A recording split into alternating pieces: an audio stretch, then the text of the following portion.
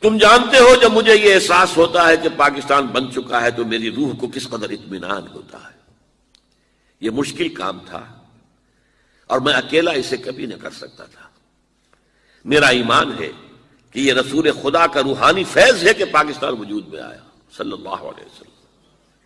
اب یہ پاکستانیوں کا فرض ہے کہ وہ اسے خلافت راشدہ کا نمونہ بنائیں تاکہ خدا اپنا وعدہ پورا کرے اور مسلمانوں کو زمین کی بادشاہت دے۔ سارا میری گفتگو کا جو ہے مواد اس میں موجود ہے۔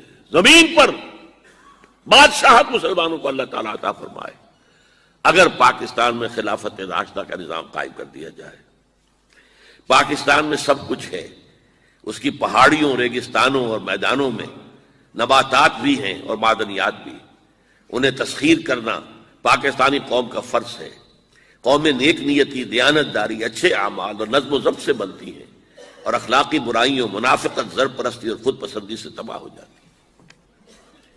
یہ وہ ہے کہ جو ڈاکٹر ریاض علی شاہ کی ڈائری سے یہ اقتباس روزنامہ جنگ نے شائع کیا ہے 11 ستمبر 1988 کو۔